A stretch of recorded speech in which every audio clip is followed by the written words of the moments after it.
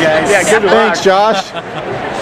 Hey, this is Charles Smith with Vintners Winery out of Walla Walla, and we're here at the Taste Washington.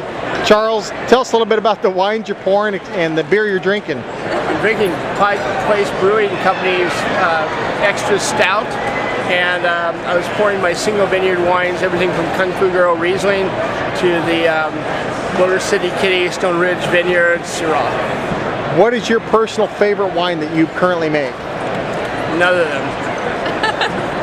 What'd you say? What was that? None of them. None of them, okay. I don't have a favorite. You like them all, they're like your kids, right? No, I don't like any of them. I just like the money. Okay. Tell us a little bit, Charles, about how you got in the wine industry and what gave you the wine bug. My mother gave me a tall boy of Olympia, Ole in a can when I was 4 years old. Sent me out to play on my tricycle. From then on, it's been booze all the way. Booze all the way. Now you used to work in the rock and roll industry, right? Yes. And that was in Europe? If you want to call it work, yes. What exactly did you do over there? I managed rock and roll bands in Scandinavia. Any bands that we would know of? The Ravenettes. I don't know. I worked with Craig Leon and produced the first Ramones, Blondie, Talking Heads, Jesus Jones, etc., etc. 45 Grave. Cool. Yeah.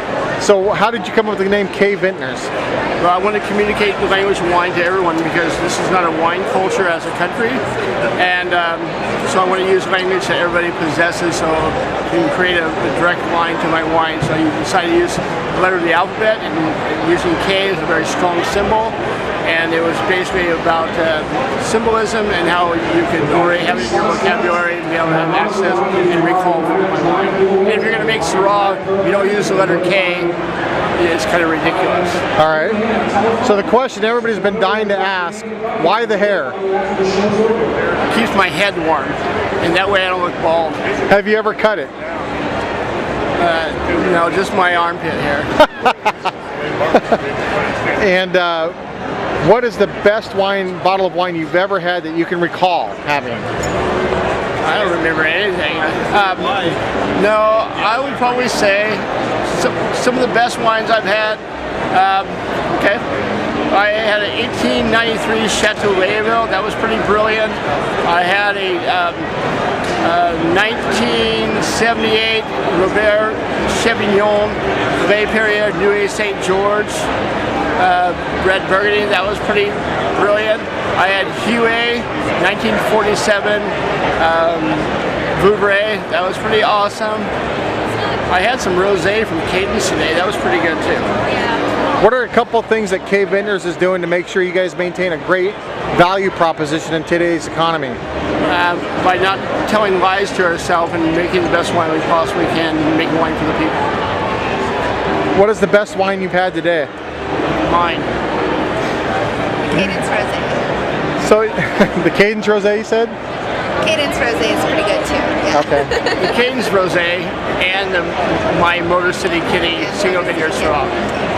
Outside of your own wine, who else's wine do you like drinking on a regular basis? From Washington State? Yeah. Well, I guess it's not so fair to say, but I really like the wines from Ben Smith at Caden, Okay. from Caleb Foster at Beauty.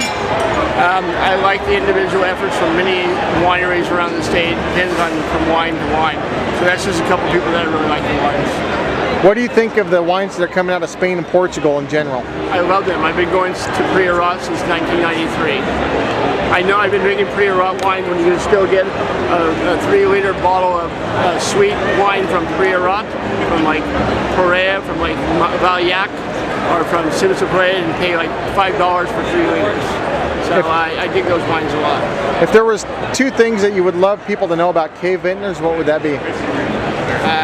We're honest and passionate, and we like to have a good time. Awesome. Thanks, dude. Yeah. Appreciate your time. Thank you.